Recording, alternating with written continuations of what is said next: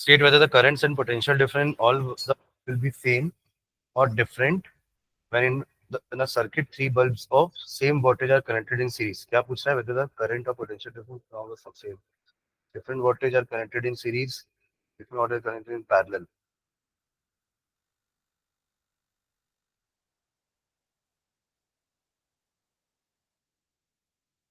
सब में अलग अलग बताना है.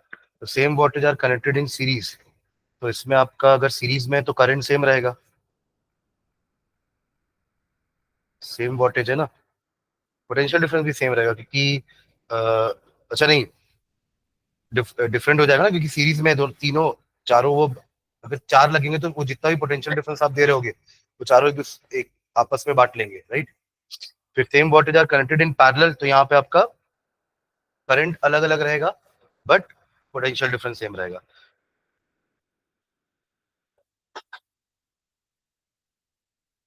सेम वोल्टेज,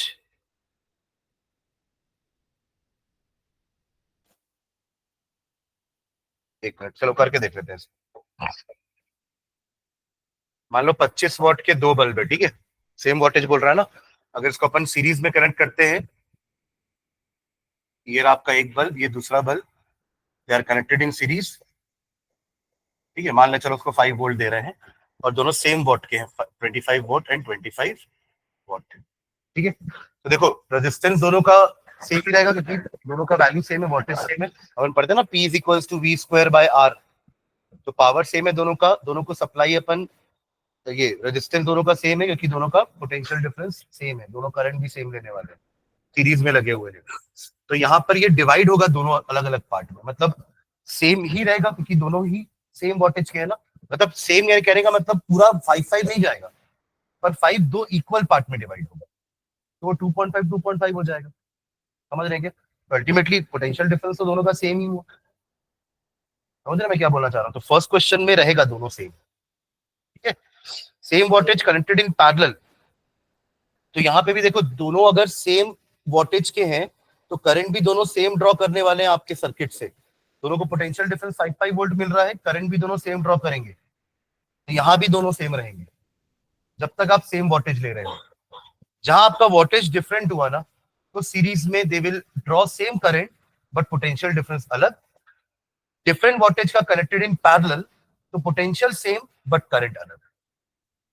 समझ रहे क्या? तो जो हमने जो पढ़ा है ना, वो लास्ट केस दो वाले में एप्लीकेबल होगा क्योंकि दोनों अलग अलग वोल्टेज के हैं. अलग अलग वोल्टेज का लोगे तो करंट भी अलग अलग ड्रॉ करेगा पैरेलल में. सीरीज में देखो तो उनके पास ऑप्शन ही नहीं है क्योंकि पाथ एक ही है, करंट सेम फ्लो करेगा दोनों में. तो सी और डी का आंसर होगा कि different voltage connected in series, तो same current different potential. Different voltage connected in parallel, same potential different current. और बाकी दोनों केस में सेम, दोनों सेम क्योंकि वोल्टेज सेम, ठीक है. हाँ चलिए, ओके. कितने क्वेश्चन बचे थे देखो एक बार.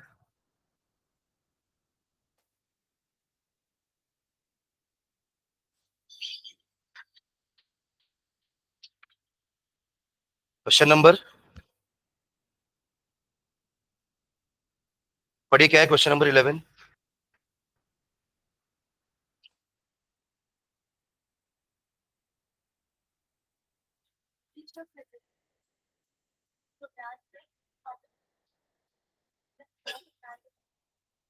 हाँ ये अच्छा क्वेश्चन है. पहला पहला ट्राई करो 9 ओम वाला. आपके पास जितने भी रेजिस्टेंस दिए ना उसको ऐसे कनेक्ट करना है आपस में सीरियल पैरेलल करके कि उसका इक्विवेलेंट 9 और 4 आ जाए. यही है ना क्वेश्चन. कौन कौन से रेजिस्टेंस दिए हुए हैं, कितने कितने ओम के हैं?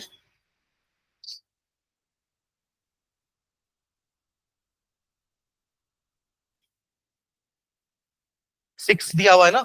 6 ओम के आपके पास कितने हैं? 3 है. तो तीनों को सीरीज में लगा दो तो 18 हो जाएगा. 18 तो चाहिए नहीं, क्या चाहिए? 9 और 4. तो अगर ये आपका 6 है और मान लो ये दोनों को 6 में लगाते हो पैरेलल में, तो क्या मिलेगा देखो. ऐसा कॉम्बिनेशन कर सकते हैं ना तीन का. तो इन दोनों को क्या मिलेगा? 6 और 6 का 6/2 हो जाएगा यानी कि 3, एंड 3 + 6 विल बी 9. तो ये आपको 9 दे देगा. क्या बोलते हैं? इनका पैरेलल और इसका series, that will be equal to 9 ohm. अब बच्चा 4 ओम बनाना है. 4 ओम के लिए कैसे करोगे? तीनों को पैरेलल में करोगे अगर, तो 4 नहीं आएगा. कितना आएगा? 6, हाँ वही 6/3 R/N। अगर सेम रेजिस्टेंस वैल्यू है बहुत सारे की तो R/N हमारा इक्विवेलेंट होता है। तो यहाँ पे 6 ओम के 3 है ना, तो 6/3 हो जाएगा। तो आंसर कितना आएगा 2, पर 2 नहीं चाहिए हमको, तो 4 चाहिए। तो अब बताओ क्या करोगे? दो सीरीज में और दोनों को पैरेलल, मतलब ऐसा बोल रहे हो ये 12 हो जाएगा और 12 का पैरेलल 6 के साथ, यही बोलना चाह रहे हो? चलो करके देखते हैं। तो 6, 6 एंड 6, 12 और 6, 12 और 6 आ जाएगा ये 4। पैरेलल कॉम्बिनेशन में ये दो होते हैं तो प्रोडक्ट अपॉन सम भी एक टेक है ना अपना। तो प्रोडक्ट करेंगे तो कितना होगा? 12 6 72 एंड 12 प्लस 6 18, तो ए हो जाएगा आपका 4। ठीक है, तो ऐसा कनेक्शन करोगे तो आपको 4 मिल जाएगा, ऐसा करोगे तो 9 मिल जाएगा। ठीक है, बना लो इसको। ये क्वेश्चन नंबर हो गया आपका 11।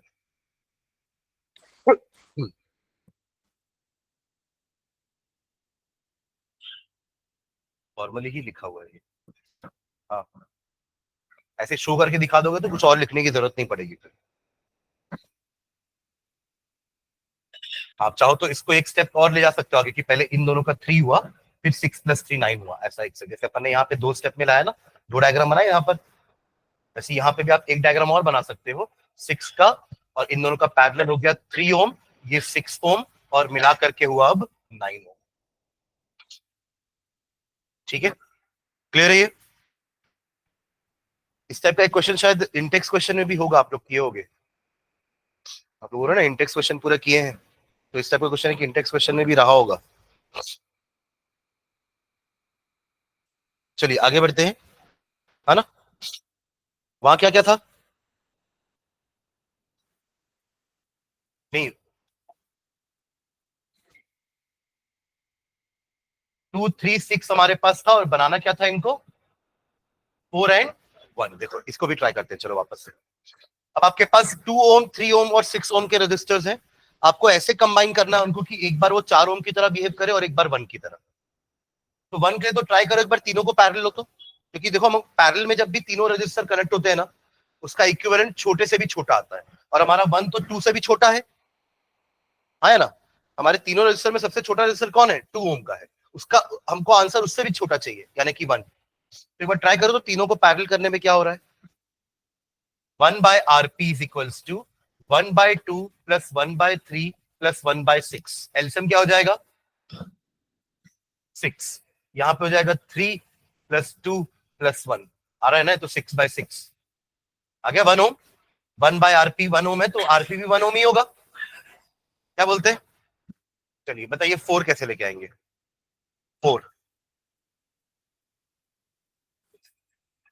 6 और 3 पैरेलल, और 2, 6 और 3 का हो जाएगा 18/9, 2 2 + 2 4, हाँ आ जाएगा। देखो 2 ओम सीरीज में with parallel combination of 3 and 6। तो 3 और 6 का कैसे निकालोगे? 3 × 6 upon 3 + 6, that will B 18/9, that will B 2 ओम। और ऑलरेडी 2 ओम एक सीरीज में है साथ में, तो ये सर्किट चेंज हो जाएगा ऐसे, 2 ओम एंड 2 ओम, जो कि क्या आएगा? 4 ओम। यही तो लाना था। क्लियर है ये? फिर से अभी क्वेश्चन ध्यान देना कैसे कनेक्ट करेंगे अपन। तो दो सीरीज, ये दो पैरेलल के साथ एक सीरीज में हो सकता है, या फिर ये जो कॉम्बिनेशन की थी ये भी करेक्ट है, इसके पहले वाला दोनों पैरेलल में थे, पर ऊपर पैरेलल में दो सीरीज में थे। ठीक है, चलो नेक्स्ट क्वेश्चन में आ जाओ। Question number 12। क्वेश्चन नंबर 12, इसके अंदर क्वेश्चन अपन ने कल भी किया था, एक 176 ओम वाला लास्ट में किए थे ना, कि कितने 176 ओम के लगाओगे ताकि उस लाइन से 5 एम्पियर का करंट निकले। तो पहले अपन क्या निकाले थे? इक्विवेलेंट रेजिस्टेंस निकाल लिए थे। 220 वोल्ट लाइन थी, 5 एम्पियर करंट दौड़ाना है, तो रेजिस्टेंस कितना आ रहा था? 44 आ रहा था, राइट? 44 आ रहा था ना, वो इक्विवेलेंट था। अब अपने पास अवेलेबल कौन सा है? 176। तो 176 को कितने लगाओगे कि उसका इक्विवेलेंट 44 आ जाए? समझ में आ रहा है क्या? चलो तो देखो क्वेश्चन नंबर 12 भी वैसा ही है। करो एक बार ट्राई करो question number 12। Several electric bulbs designed to be used on a 220 volt line are rated 10 watt, are rated 10 watt. बस देखो फर्क इतना है कि यहां पर उसका रेजिस्टेंस अभी नहीं दिया हुआ है, कल दिया हुआ था ना 176। कल पहले से ही आपके पास जो रेजिस्टेंस है वो 176 दिया था, यहां नहीं दिया है। पर मैंने आपको सिखाया है ना कि कैसे अगर किसी डिवाइस का रेटिंग दिया हुआ है तो उससे रेजिस्टेंस कैसे निकालते हैं? पावर एंड वोल्टेज दिया तो अभी P is equal to V square by R करके पहले आर निकाल के बताओ मेरे को, जल्दी जल्दी आर बताओ पहले, आर कितना आएगा?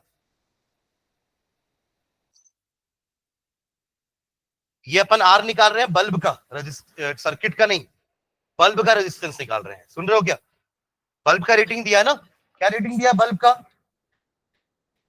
बल्ब का रेटिंग है, बल्ब रेटिंग है power 10 what and potential 220 volt, ये रेटिंग दिया हुआ है, तो इससे आर निकलेगा पहले। तो पावर क्या होता है? P is equal to V square by R. यही फॉर्मुला क्यों यूज करेगा? कि आर निकालना है, P और V दिया है, इसलिए ये यूज कर रहे हैं।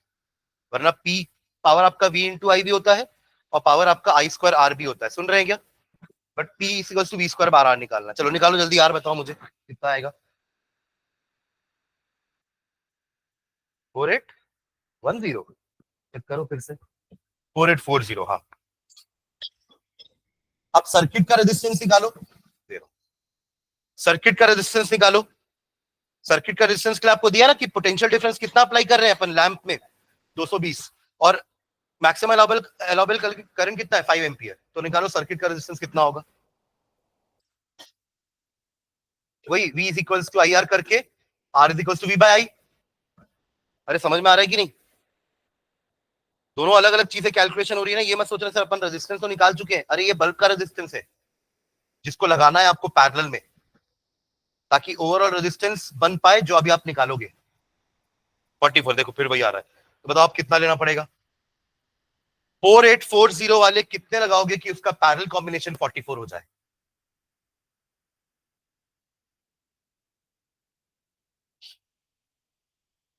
हाँ, जैसे कल किए थे R बाई एन, तो एन निकल जाएगा।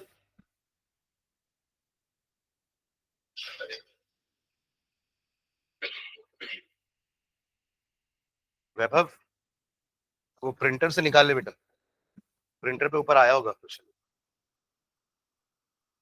हाँ करे, हाँ 11 आ रहा है, अच्छा चेक, 110 मतलब, हाँ ठीक है ठीक। हाँ, इसका आपका आंसर आया R is equals to V square by P, that is 220 into 220 upon 10, that will be 4840 ohm. हर एक बल्ब इतने ओम का है, हर एक बल्ब इतने ओम का है। क्वेश्चन ये पूछा है कि ऐसे कितने बल्ब आप पैरेलल में लगाओगे, ऐसे कितने बल्ब आप पैरेलल में लगाओगे कि ओवरऑल 220 वोल्ट से 5 एम्पियर करंट की सप्लाई निकले, ये क्वेश्चन है। क्लियर है ना? तो आप पहले इसके हिसाब से रेजिस्टेंस निकालो। तो रेजिस्टेंस ऑफ द सर्किट कितना हो जाएगा? Resistance of circuit R is equals to V by I, 220 upon 5, that will be 44 ohm। तो चाहिए इतना, पर अपने पास अवेलेबल इतने हैं, तो इसको ही पैरेलल में इतने बार लगाना है कि वो कम होके होके होते होते यहां तक पहुंच जाए। तो उसके अपन क्या करेंगे? RP is equals to R by N, RP is equals to R by N. अगर सेम वैल्यू के रेजिस्टेंस आप एन लगाओगे तो उसका इक्विवेलेंट ऐसे निकाल सकते हैं, ठीक है? तो अपन को एन निकालना है, तो 4840 upon 44, that will B 110। 110 bulb लगाना पड़ेगा पैरेलल में, तब जाके वो 5 एम्पियर करंट ड्रॉ करेगा। क्लियर है? हाँ। अगर सेम रेजिस्टेंस आप मल्टीपल लगाओगे, जैसे मान लो आपने 5 के 3 लगा दिए, ध्यान से समझना जिनको ये समझ में नहीं आया, है ना? आपने 5 ओम के 3 लगाए, तीनों सेम वैल्यू क्या है ना, 5 उसको निकालने का दो तरीका है। एक तो अपना ट्रेडिशनल मेथड है कि 1/RP is equals to 1/5 plus 1/5 plus 1/5, LCM 5, 1 plus 1 plus 1 3। तो आरपी कितना आएगा? 5/3। इसी का एक लाइन में कैसे निकाल सकते हो? RP is equals to, resistance की वैल्यू क्या है? 5, कितने हैं? 3। पर ये फॉर्मूला तभी यूज करोगे जब सारे रेजिस्टेंस एक ही वैल्यू पे। यही अपन 176 वाले में भी यूज किए थे, यही अभी अपन 4840 वाले में भी यूज कर रहे हैं। क्लियर है? तो ये तभी काम आएगा जब अपने रेजिस्टेंस एक ही वैल्यू के हैं, तो आप ऐसा कर सकते, ठीक है? फिर वापस रेसिप्रोकल करने की जरूरत नहीं है, देखो ना, अपन जो ट्रेडिशनल मेथड से जो आंसर लेके आए वही हमारे ट्रिक से भी आंसर आया है, ये ट्रिक है उसका, ठीक है। वरना आपको ना 1/4840 आप 110 बार करते रहोगे कॉपी में, तो आपको ये ट्रिक यूज करनी पड़ेगी ना ये लाने के लिए। मैं क्लियर? ठीक, चलो नेक्स्ट, अगला हो गया 110 बल्ब है ना। नेक्स्ट क्वेश्चन नंबर 13, अ हॉट प्लेट। पढ़ो जल्दी से, क्वेश्चन क्या है? सभी पढ़ेंगे ना?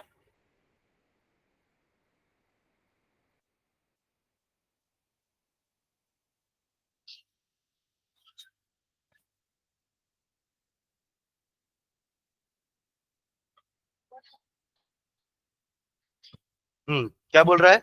मतलब आप, एक इलेक्ट्रिक ओवन है, उसमें हॉट प्लेट्स हैं, एक ऊपर एक नीचे होता है ना, ताकि पिज्जा ऊपर नीचे दोनों से बने।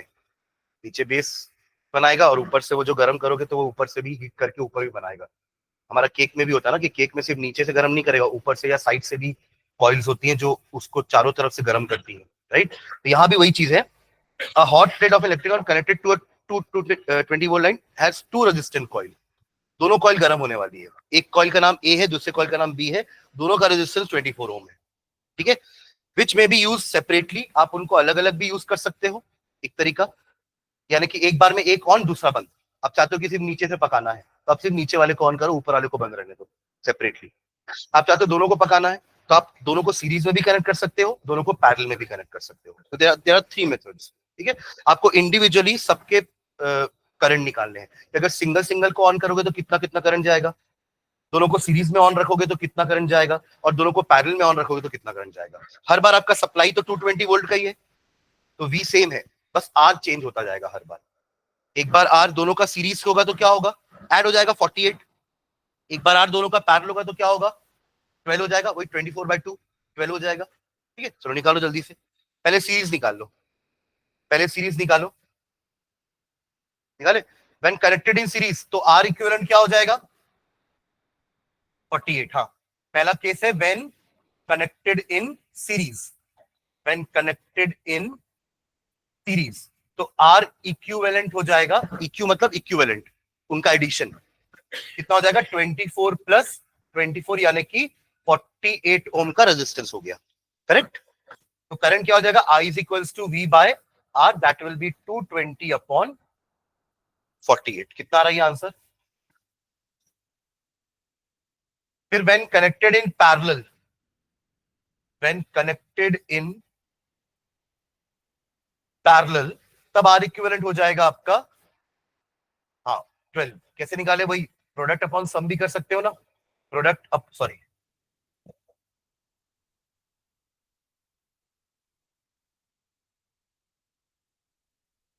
प्रोडक्ट अपॉन सम,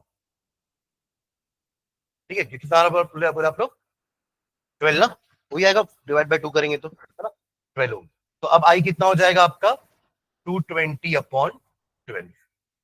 ये बताना कितना आएगा, इसका आंसर बताएंगे एम्पियर में, इसका आंसर एम्पियर में। और फिर थर्ड केस हमारा, ये तो फर्स्ट केस हो गया, ये सेकेंड केस, और ये third case, when connected separately. तो दोनों का अलग अलग निकालने का जरूरत नहीं है ना, दोनों का तो रेजिस्टेंस 24 ही है ना। तो आर हो गया आपका 24 ओम, तो करंट हो जाएगा 220/24, तीनों करंट।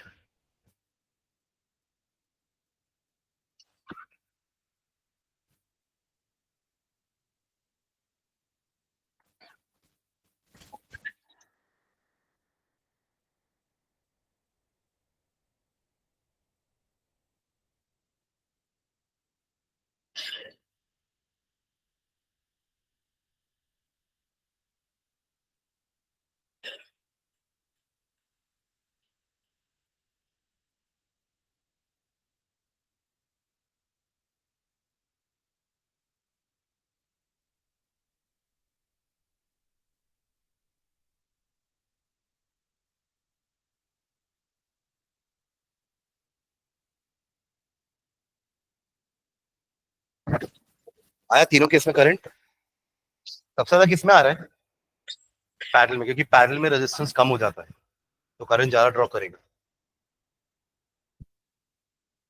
आएगा आपका 4.58, ये आएगा 18.3 और ये आएगा 9.17 16 की हो गया, पर वो एक और डेसिमल तक ले जाओगे तो वो 7 में राउंड ऑफ होगा, 9.17 एम्पियर। ठीक है, चलो क्वेश्चन नंबर 14 पढ़िए। क्वेश्चन नंबर 14 जिनका हो गया है, क्वेश्चन नंबर 14।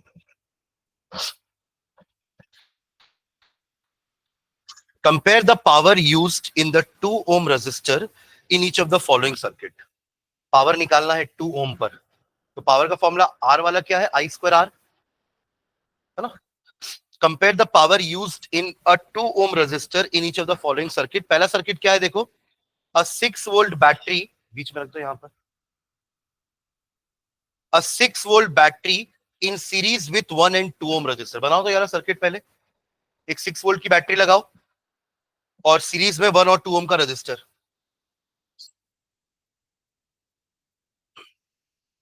करंट कितना फ्लो होगा पहले मुझे ये बताना, करंट, क्योंकि यही करंट 2 ओम और 1 ओम दोनों से जाएगा। 2 एम्पियर कैसे आएगा, 2 + 1 3, 6/3 2। कैसे देखो, क्वेश्चन नंबर है वो 14, है ना। पहला सर्किट आपको क्या बोल रहा है, 1 और 2 ओम का रेजिस्टर इन सीरीज, ये रहा 6 वोल्ट की बैटरी। तो पहले निकालो तो करंट कितना फ्लो करेगा 2 एम्पियर से, तब तो आई स्क्वायर आर करोगे ना, क्योंकि ऐसे पोटेंशियल तो पता नहीं कि वी स्क्वायर बाय आर भी कर सकते हैं, बट क्या पोटेंशियल पता है क्या 2 का, नहीं पता ना, करंट पता है। तो करंट निकालना पहले आसान है, क्योंकि पहले करंट निकालोगे तब तो पोटेंशियल ड्रॉप निकाल पाओगे, समझ रहे हैं क्या। तो अपन करंट निकाले पहले, तो करंट ले क्या होगा, पहले आर निकालेंगे, R will be 1 + 2 that will be 3 ohm. यहां तक कोई डाउट किसी को, है ना, आर ऐड हो जाएगा ना सीरीज में है तो।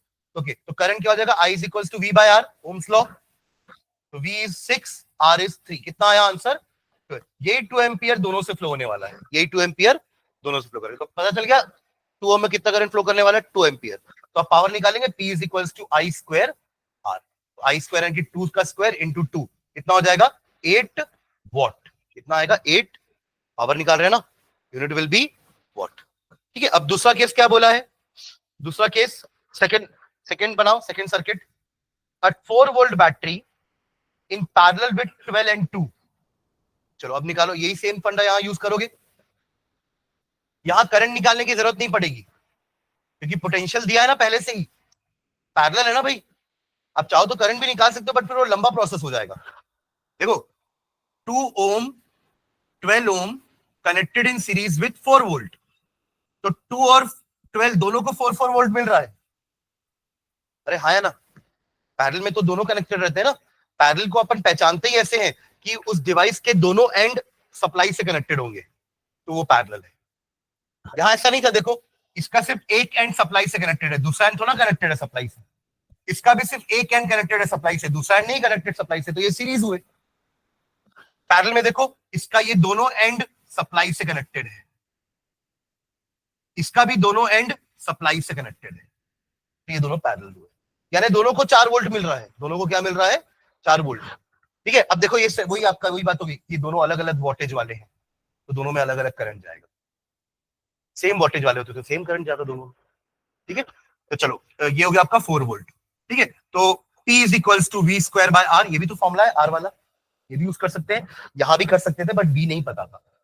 अब आप आई निकाल के बी निकालते, फिर वी स्क्वायर बाय आर करते, उससे अच्छा तो आई से ही निकालो ना, आई स्क्वायर आर करके। ठीक है, तो P is equals to V square by R, कितना हो जाएगा, वी 4 स्क्वायर अपॉन 2, कितना हो जाएगा ये 16/2, यानी कि 8 वॉट। सेम ही आ रहा है क्या, वो है ना, तो वो तो सेम ही वॉट करेगा। ठीक है,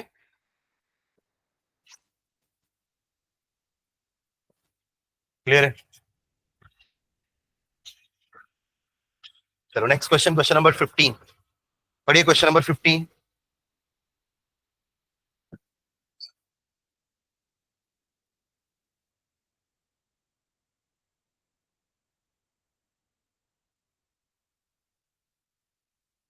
हाँ एक सेकेंड, तो यहाँ पे क्या बोल रहा है, 2 बल्ब लगे हुए हैं, तो पढ़ रहे हैं क्वेश्चन, दोनों बल्ब का रेटिंग भी दिया है, दोनों का रेजिस्टेंस निकालो तो पहले जल्दी से, दोनों का रेजिस्टेंस जल्दी।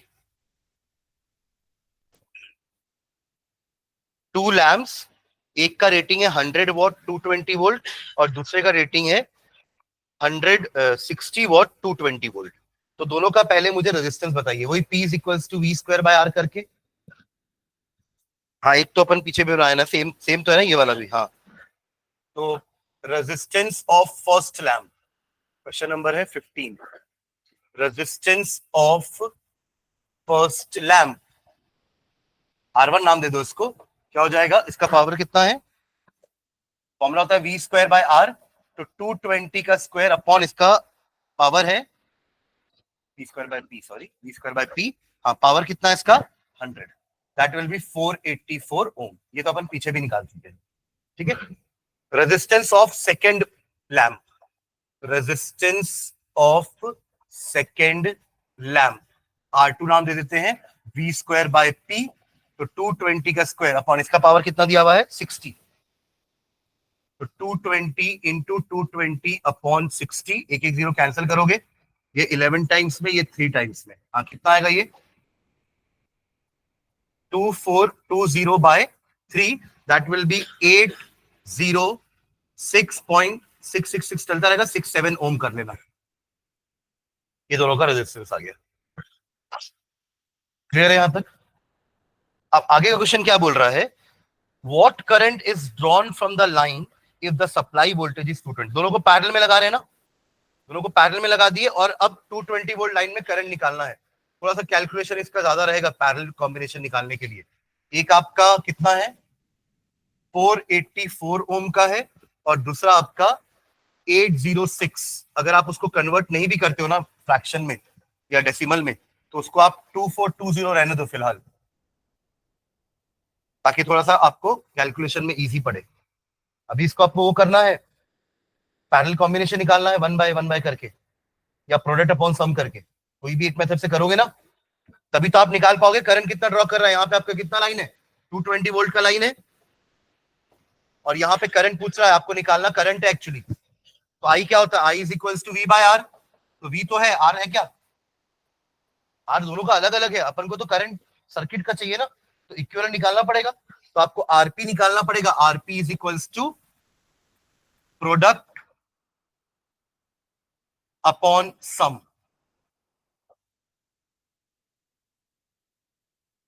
या वो 806 वाला कर पाओगे तो उससे करो, पर उससे कैलकुलेशन थोड़ा बड़ा हो जाएगा, ठीक है।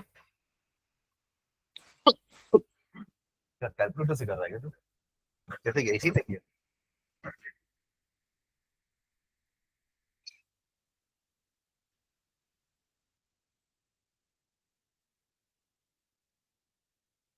302.5 ओम। ये तो अभी रेजिस्टेंस आया, लास्ट स्टेप बचा है करंट, तो करंट हो जाएगा आपका 220 अपॉन 302.5। ये हमारा फाइनल आंसर होगा करंट ड्रॉ।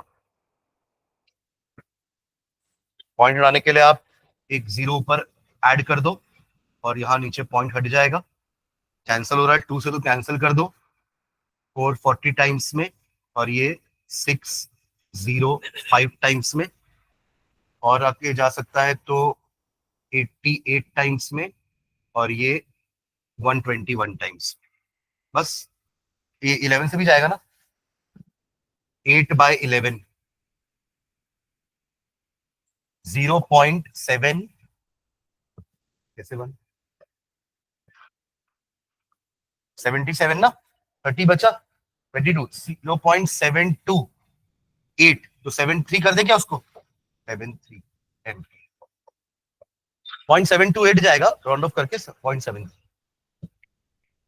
ठीक है। ये कैलकुलेशन बड़ा आ रहा था क्या, थोड़ा सिंपल था, ऐसे ही पूछ रहा हूँ फिर। अच्छा, हाँ वो भी चलेगा, वो भी चलेगा, तीनों मेथड है अपने पास, दोनों मेथड है मतलब। तो जिनका होगा क्वेश्चन नंबर 16 पढ़ेंगे, क्वेश्चन नंबर 16।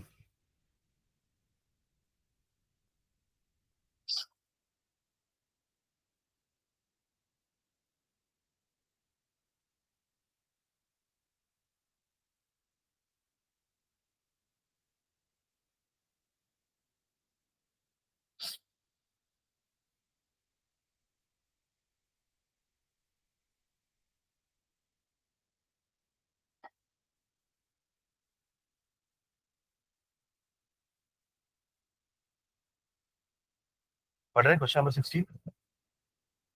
आपसे पूछ रहा है कि दो डिवाइसेस है घर में, एक टीवी सेट है और दूसरा टोस्टर है, और दोनों का टाइम दे दिया है, दोनों का पावर दे दिया है।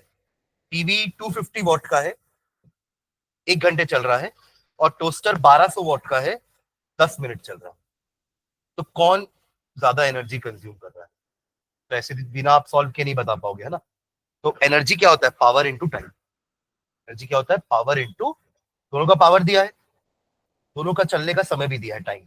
मल्टीप्लाई कर दो, जल्दी एनर्जी निकालो जल्दी से। बस ये रखना कि जूल में निकालेंगे एनर्जी सबकी ना। तो जूल के लिए मिनट को सेकेंड्स में, आर को सेकेंड्स में कन्वर्ट करना पड़ेगा, क्योंकि जूल आपका वॉट इंटू सेकेंड होता है, वॉट इंटू आर या वॉट इंटू मिनट नहीं होता है। सुन रहे हैं क्या? है ना। हमारा फॉर्मूला क्या है? Power is equals to energy upon time. तो एनर्जी क्या हो जाएगा? Power into time. और यूनिट की बात करें तो एनर्जी का यूनिट जूल होता है, पावर का यूनिट वॉट और टाइम का यूनिट सेकेंड। तो एक्चुअली जूल क्या होता है? What into second. तो आपको वॉट और सेकेंड मल्टीप्लाई करना, ध्यान रखना। तो पावर तो चलो वॉट में दिया है, पर टाइम सेकेंड्स में नहीं दिया है। थोड़ा बोलते हैं अपन कि मैं एक 3600 सेकेंड तक पंखा चलाया हूं, हम 1 घंटा ही बोलते हैं नॉर्मली, ठीक है। बट उसको मल्टीप्लाई करते वक्त अपन को 3600 लेना है। सुन रहे हैं क्या?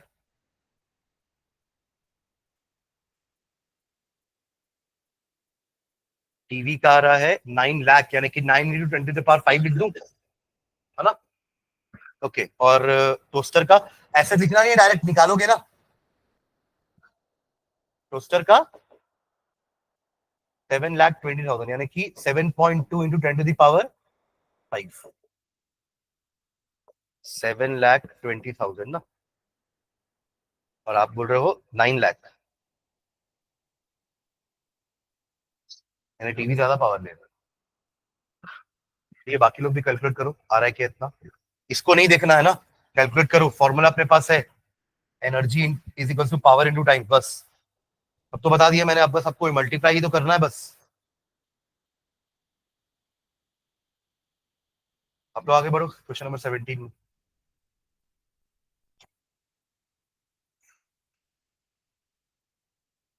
पहले टीवी का निकालो, फिर टोस्टर लिख करके टोस्टर का निकालना।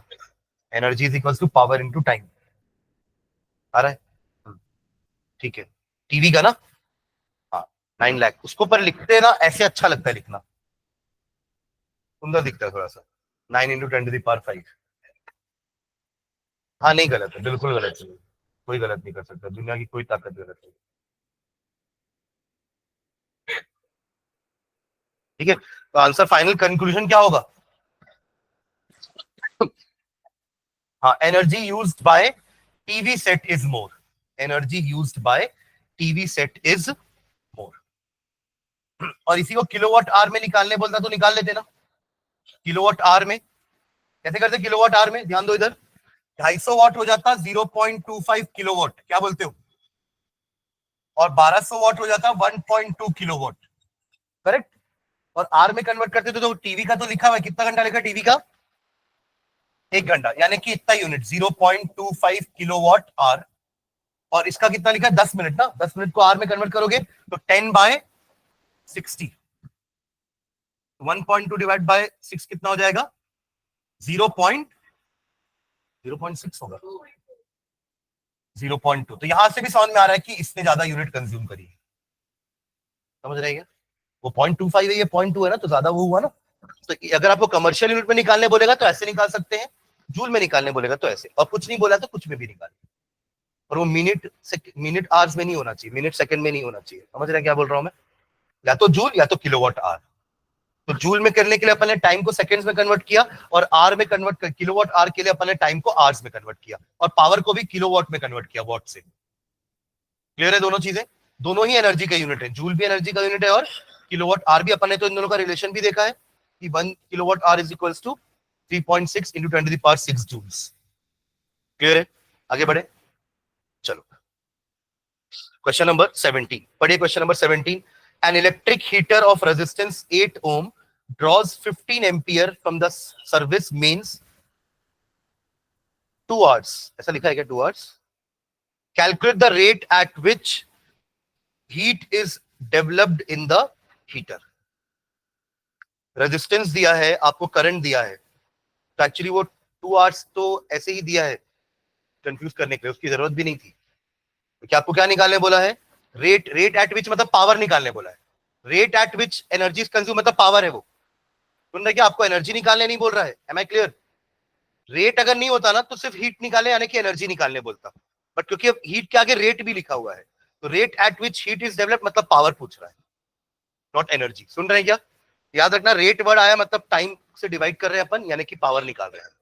तो पावर के क्या फॉर्मूले होते हैं? I square R, V I, V square by R. तो यहाँ पे कौन सा फॉर्मूला सही बैठ रहा है? आई स्क्वायर आर से हमारा काम हो जा रहा है, निकाल लो पावर। 8 ओम है और 15 एम्पियर, दोनों बड़ा बढ़िया यूनिट में भी दिए हुए हैं। आई स्क्वायर आर करो, टू आई स्क्वायर यानी कि 225 इंटू 8, 1800 वॉट। हाँ 1800 वॉट।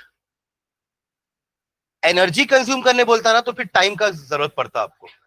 हाँ बस एग्जैक्टली, एनर्जी नहीं बोलते, देखो तभी आपको कंफ्यूज करने के लिए दिया है टाइम, कि आप एनर्जी निकाल दो, और वो रेट वर्ड को भूल ही जाओ कि रेट वर्ड लिखा है क्वेश्चन में। 1800 वॉट, ठीक है। चलिए, और एनर्जी कितना कंज्यूम करेगा किलोवाट आवर में? हाँ हाँ बताओ ना, तो फाइनल आंसर बताओ, मेरे से मत पूछो।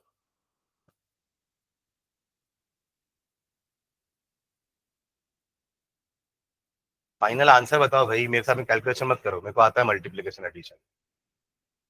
फाइनल आंसर बताओ सर, ये होगा आंसर। करने का जरूरत नहीं, कॉपी में, कॉपी का वो कर रहे हो आप लोग, इंक बर्बाद कर रहे हो। अरे 1800 वॉट है, यानी कि 1.8 किलो वॉट। 1.8 इंटू 2, 3.6, खत्म। 3.6 kWh। अरे क्या कुछ रॉकेट बना दिए क्या अभी? क्या किए? 1800 को जैसे यहाँ किए थे, पहले उसको किलोवाट में कन्वर्ट करने के लिए 1000 से डिवाइड किए, आ गया किलोवाट। और आर में तो दिया ही है 2, तो 1.8 इंटू 2 कितना होता है? 36, 3.6। अरे 18 टू 36 होता है ना भाई, तो 1.8 इंटू 2 कितना होगा? 3.6 होगा। 3.6 किलोवाट आर आएगा। चलो next, question number 18, last question. Give reason वाले क्वेश्चन है, मेरे ख्याल से इसमें से कुछ क्वेश्चन तो आपने प्रीवियस इंटेक्स क्वेश्चन में भी किए होंगे। चलो देख लेते हैं एक बार अभी। Why is tungsten used almost exclusively for filament of electric lamp? क्या कारण हो सकते हैं? हाँ, एक तो मेल्टिंग पॉइंट बहुत ज्यादा है ना, और ये दूसरा रेजिस्टिविटी ज्यादा है। ठीक है, लिखो इसका answer. Tungsten has high melting point, tungsten has high melting point and emits light at a high temperature, and emits light at a high temperature, and emits light at a high temperature. Also its resistivity is very high.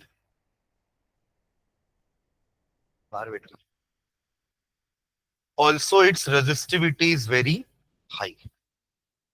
जो भी heating element होते हैं ना, हम heating element उन्हीं को लेते हैं जिनका रेजिस्टेंस ज्यादा होता है।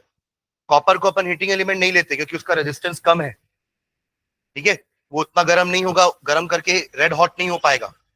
ठीक है, सेकंड क्वेश्चन देखो।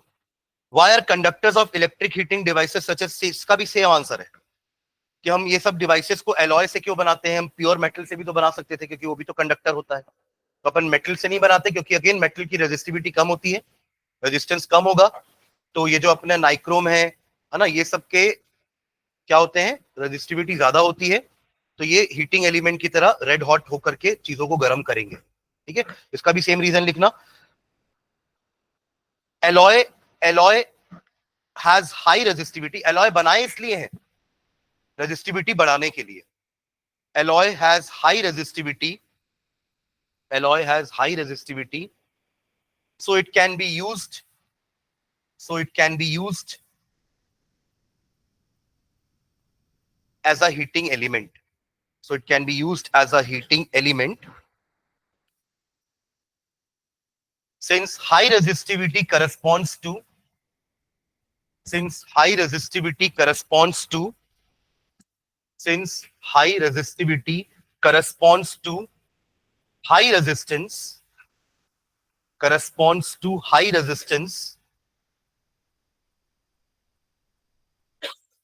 and to overcome this resistance, high resistance and to high resistivity corresponds to high resistance, and to overcome this resistance, more work has to be done, more work has to be done by charges, which in turn converts into more heat, which in turn converts into more heat. जितना work done उतना ही conversion होगा heat में, ही तो work done heat में convert हो जाता ना, joule heating effect, which in turn converts into more heat. ठीक है, चलिए नेक्स्ट क्वेश्चन देखिए. Why is the series arrangement not used for domestic circuit? ये भी आपको पता है कि सीरीज में अगर एक भी एलिमेंट आपका खराब हुआ तो बाकी सारे भी ऑफ हो जाएंगे, पहला रीजन. दूसरा, सबकी करंट रिक्वायरमेंट अलग अलग होती है भाई, तो आप सीरीज में लगा दो तो सब में सेम करंट जाएगा, है ना. जिन डिवाइसेस में कम कम करंट की रिक्वायरमेंट है उसमें भी ज्यादा चला जाएगा, या जिनको ज्यादा की रिक्वायरमेंट है वहां कम चला जाएगा. तीसरा, सबको सेम पोटेंशियल नहीं मिल पाएगा, क्योंकि हमारे जितने भी इलेक्ट्रिकल डिवाइसेस होते हैं वो सबके में रेटिंग में 220 वोल्ट लिखा ही रहता है. आपने देखा ना यहाँ पे हर बार 220 वोल्ट आ रहा था, वो 220 वोल्ट या 240 वोल्ट लिखा रहता है हर में. तो अगर आपने सबको सीरीज में लगा दिया तो वो जो भी सप्लाई आ रही होगी ट्रांसफार्मर से वो सब में डिवाइड हो जाएगी. लेट्स से ट्रांसफार्मर से 240 आ रहा होगा या 220 आ रहा होगा, बट वो सबको 220 नहीं दे पाएगा क्योंकि सब सीरीज में लगे हुए हैं, तो वो 220 सब बांट लेंगे अपने आप आपस में. जिसका रेजिस्टेंस ज्यादा होगा वो ज्यादा रखेगा, जिसका रेजिस्टेंस कम होगा उसको कम काम करना पड़ेगा, तो कम पोटेंशियल डिफरेंस या कम ड्रॉप होगा उसमें, तो वैसे डिवाइड हो जाएगा. तो ये तीन रीजन है. हमें पोटेंशियल सबको 220 देना है, करंट सबको उनके उनके हिसाब से देना है, और तीसरा, एक डिवाइस के बंद होने से ऐसा नहीं होना चाहिए कि सारे डिवाइस बंद हो रहे हैं. It should not be like that कि एक डिवाइस का वर्किंग दूसरे डिवाइस के ऊपर डिपेंडेंट है, कि फैन बंद किए तो ये भी बंद हो गया. समझ रहे हैं क्या? ठीक है, तो लिखो तीनों पॉइंट. फर्स्ट पॉइंट लिखना, why is the series arrangement not used for domestic circuit, लिखा है ना, उसमें ऐसा लिखेंगे. First point, in series arrangement in series arrangement all the devices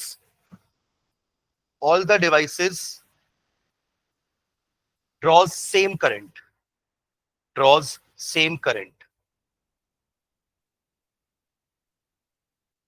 Second लिखना, second point, in series arrangement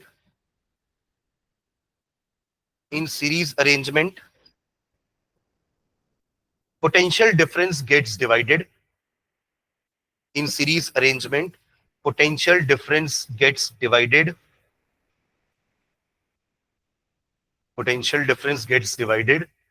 So none of the devices will be able to get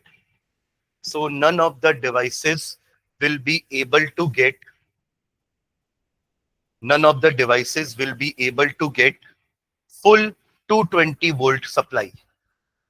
Full 220 volt supply. None of the devices will be able to get full 220 volt supply. And last लिखेंगे, in series arrangement,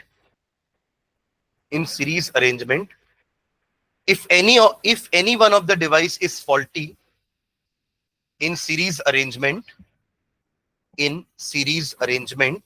if any one of the device is faulty,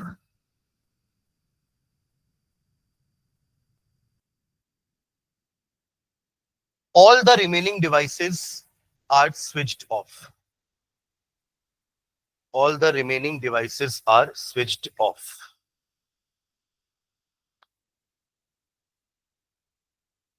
ठीक है, चलिए next fourth question देखिए. How does the resistance of a wire vary with its area of cross section? कैसे होता है? Resistance area of cross section के inversely proportional होता है ना. R is equals to rho L by A बोलते हैं ना, तो बेसिकली R क्या होता है? 1 बाई A का डायरेक्ट प्रोपोर्शनल या A से इनवर्सली प्रोपोर्शनल. तो लिख लो नीचे, ये दोनों लिख लो, हो जाएगा काम. Resistance is inversely proportional to area of cross section. is inversely proportional to area of cross section.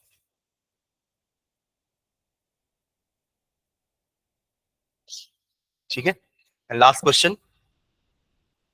Why are copper and aluminum wires usually employed for electricity transmission?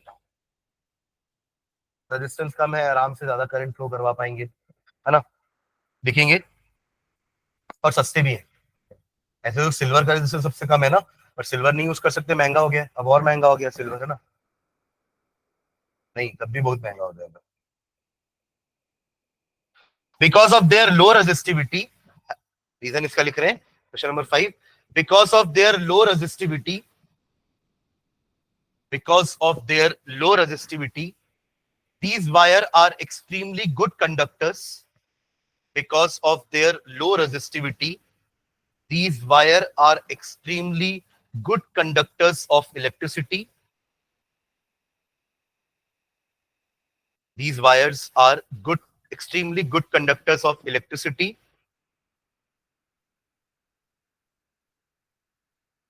Full stop. Also, copper and aluminium are economical. Also, copper and aluminium are economical. Also, copper and aluminium are economical.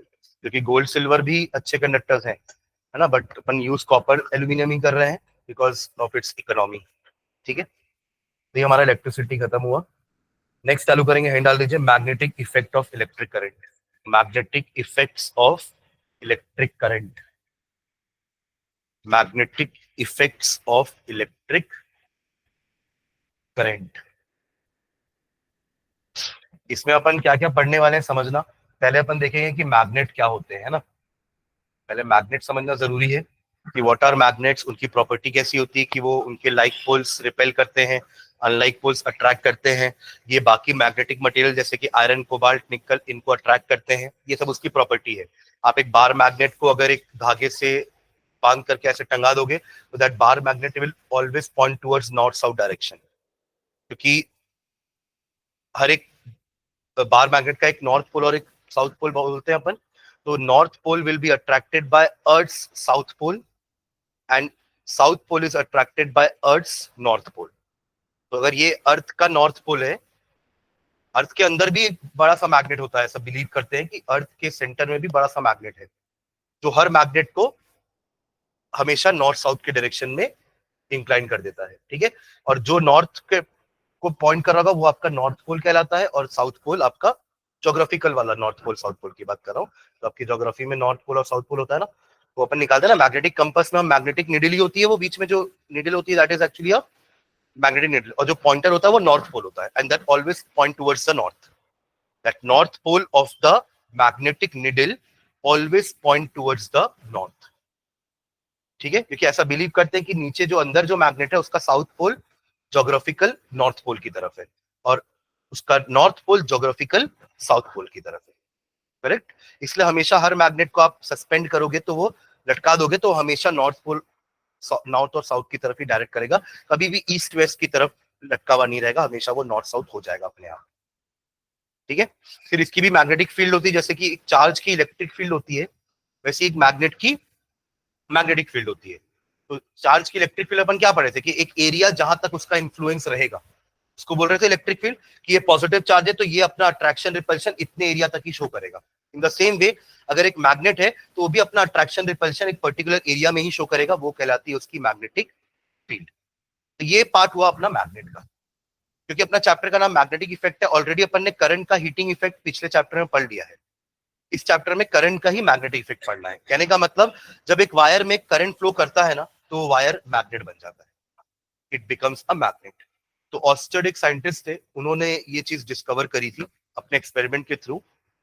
जब उनके electric circuit में current flow करवाया उन्होंने तो accidentally वहां पर एक magnetic compass भी पड़ा हुआ था. जब फ्लो हुआ ना करंट तो अचानक से मैग्नेटिक कंपास में डिफ्लेक्शन हुआ, यानी कि मैग्नेटिक निडल डिफ्लेक्ट हो गई. तो एक मैग्नेट दूसरे मैग्नेट के प्रेजेंस में ही डिफ्लेक्ट हो सकता है और उस मैग्नेट को कोई डिफ्लेक्ट नहीं कर सकता. आयरन का पीस लेके आओगे तो आयरन अट्रैक्ट करेगा, वो भी जा करके अट्रैक्ट करेगा, मैग्नेट को अपनी तरफ नहीं खींचेगा। समझ रहे मैं क्या बोल रहा हूँ? या वो मैग्नेट को डिफ्लेक्ट भी नहीं करेगा, एक मैग्नेट ही दूसरे मैग्नेट को डिफ्लेक्ट कर सकता है। तो इससे कंक्लूड किया गया कि a wire carrying current becomes a magnet, और उसकी खुद की मैग्नेटिक फील्ड भी हो जाएगी। तो वो उस फील्ड के अंदर कोई मैग्नेट होगा तो उसको डिफ्लेक्ट करेगा। यही हुआ था उस समय भी कि इलेक्ट्रिक सर्किट के पास एक मैग्नेटिक कंपास पड़ा हुआ था, तो अगर यहां से करंट फ्लो किया तो ये मैग्नेट बन गया, इसकी मैग्नेटिक फील्ड के अंदर ये मैग्नेट था, तो इसका मैग्नेट डिफ्लेक्ट हो गया अंदर, उसकी निडल डिफ्लेक्ट हो गई। This shows magnetic effect of electric current. Whenever a wire having a current it behaves like a magnet. समझ रहे हैं क्या? फिर वो अलग अलग टाइप के मैग्नेट देखेंगे, परमानेंट मैग्नेट, टेम्पररी मैग्नेट, कैसे बनाते हैं उसको। ठीक है। फिर इसका एक और पार्ट है आपका कि अगर आप एक करंट कैरिंग वायर को मैग्नेटिक फील्ड के अंदर रखोगे तो वायर डिफ्लेक्ट करेगा, क्योंकि अल्टीमेटली देखो वायर ने मैग्नेट को डिफ्लेक्ट कराया तो मैग्नेट भी तो वायर को डिफ्लेक्ट करवा सकता है ना, उल्टा भी होगा, है ना। तो when current carrying conductor is placed in a magnetic field, है ना, it experiences a force. Deflect हो रहा है मतलब फोर्स मिल रहा है उसको। और इसी प्रिंसिपल को यूज करते हैं हम इलेक्ट्रिक मोटर में। इलेक्ट्रिक मोटर में यही होता है, आप जैसी करंट पास कराते हो वो मैग्नेट बन जाएगा, ऑलरेडी मैग्नेटिक फील्ड के अंदर रहेगा और वो अंदर घूमने लगेगा फोर्स के कारण, और उससे भी लगे डिवाइसेस भी साथ में घूमने लगेंगे। जैसे फैन में भी मोटर लगी हुई है, तो मोटर घूम रही है तो मोटर में लगा हुआ फैन भी घूम रहा है। मैं क्लियर? तो इतना हमारा magnetic effect of electric current है। इसमें थोड़ा सा अपन डोमेस्टिक सर्किट भी देखेंगे कि हमारे घरों में सर्किट कैसे होते हैं। इतना तो हमको समझ में आता है कि पैरेलल कनेक्शन है, बट एक्चुअली में वो वायर्स क्या क्या होते हैं जो हमारे घरों में आते हैं। 3 वायर होते हैं ना हमारे, 3 पिन होते हैं, 3 पिन प्लग्स। तो इसमें अर्थिंग होता है, लाइव होता है और न्यूट्रल होता है। तो उसके बारे में पढ़ेंगे कि उनका कलर कोडिंग क्या होता है और उनमें क्या क्या फ्लो करता है। ठीक है। और सेफ्टी डिवाइस अपने लिए पढ़ेंगे। फ्यूज तो अपन पढ़ चुके हैं, वो फ्यूज किसके लिए सेफ्टी डिवाइस था, सर्किट के लिए या डिवाइस के लिए। अर्थिंग हमको बचाता है शॉक लगने से, तो अर्थिंग पढ़ेंगे। ठीक है। तो इतना आपका magnetic effect of electric current पूरा चालू। ठीक है, चलो इसको कल से चालू करेंगे। ठीक है, चलो थैंक यू। इलेक्ट्रिसिटी प्रिपेयर करो टेस्ट के लिए, नेक्स्ट संडे इलेक्ट्रिसिटी का टेस्ट रहेगा।